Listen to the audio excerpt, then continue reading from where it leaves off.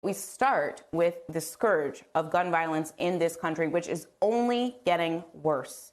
A recent CDC report found that gun deaths surged 35% in 2020, and Black Americans were 4 times more likely to be killed than the population as a whole. This is not normal. Just look at how gun violence in the U.S. compares to other high-income countries. And it also isn't new that Black Americans are disproportionately killed by those guns. All of this should come as no surprise after the racist rampage in Buffalo that killed 10 Black people. Fred Guttenberg, whose daughter was killed in the Parkland school shooting in Florida, says some of the blame for Buffalo and the massacre there lies with, quote, politicians and lawmakers who have embraced the Great Replacement conspiracy theory and who proudly wield guns in public. And I would add that maybe it's also the supporters of these lawmakers, the voters, who now routinely carry arms to protest at state capitals around America. Peaceful protests are a vital and essential, important part of our democracy.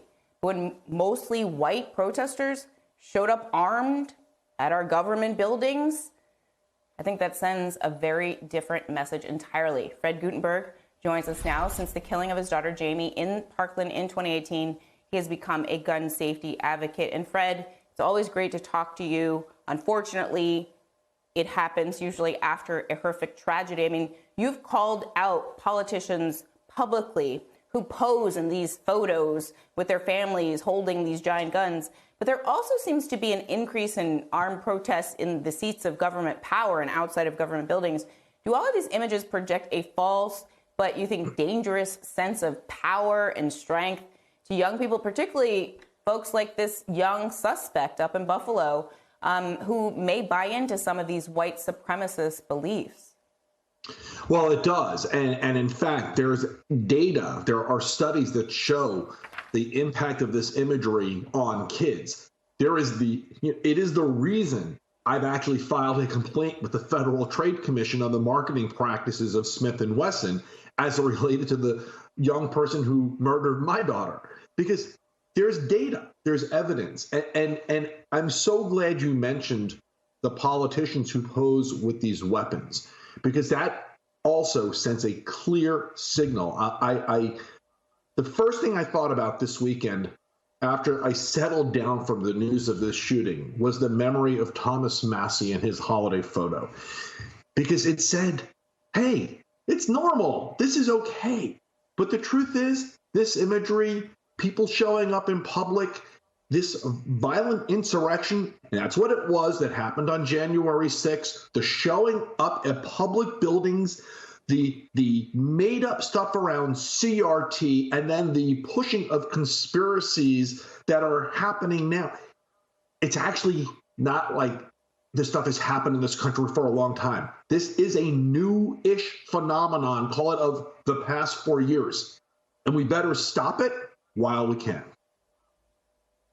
I mean, it's quite interesting to think about. We're in a time and a moment where there's this fight against critical race theory to explain the ways in which racism impacts us systemically, but yet there's not a movement against Great Replacement theory. I don't see that movement at the school board meetings so much. Just a side note, my next concern is also about how to resist the impulse to be cynical in a moment like this. After every single mass shooting and tragedy, people do the thoughts and prayers, and then we all resign ourselves to the fact that we can't get a gun safety reform bill through the Senate, given the makeup now. I mean, how do we guard against becoming cynical? How do you do that day in and day out? One thing about school boards, you also don't see the same people who talk about CRT and don't talk about replacement theory. They're not focusing on active shooter drills either. So there's a complete disconnect with reality. How do I stay hopeful? 4 years ago, 4.5 years ago, when my daughter was killed, if you would have told me that we would be looking now at a House of Representatives that supports doing something about reducing gun violence, and they're passing legislation, and a president who will sign legislation, and a Senate that is split at 50-50, I would have told you there's no way we would ever be this close. And here we are. The problem is the world changed as well.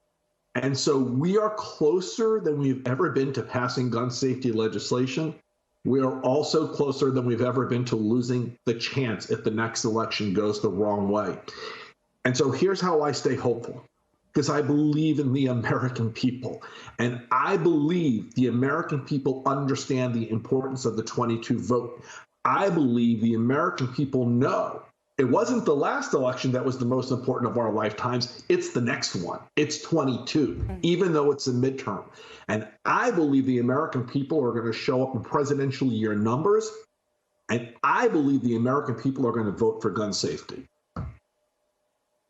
When you think about the upcoming election and what Malcolm Nance says may be the last election, Democratic election we have in this country, I just want to cite him on that point. Do you think an issue like gun safety can galvanize voters in the same way an issue like abortion rights can? Because it feels in this moment, in this month in particular, like there's assaults on all of these fronts. Listen, you can't get 90% of the American people to agree on a car that they like, but they do agree on wanting to do something about gun violence. So I do believe it's a galvanizing issue.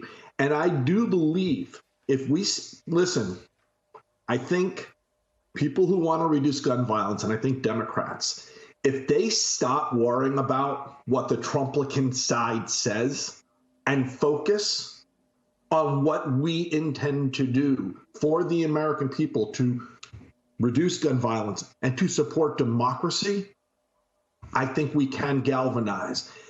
The issue of gun violence and the threat to democracy go hand in hand, okay? And those who are fighting against our democracy right now, and it's one side of government, it's the side that has been silent on what happened in Buffalo, completely silent. If we show the American people, okay, that those who want to reduce gun violence are the same ones who want to protect choice, are the same ones who want democracy to thrive, are the same ones who want to do something about the environment. If we show the American people clearly, distinctly who the sides are, they will show up and vote, because you know what? We love our freedom. We love our families. We love our neighbors. And that's what this is about. I love our country. Fred Guttenberg, thank you so much, as always, for being here. It's always great to talk to you. Please stay safe.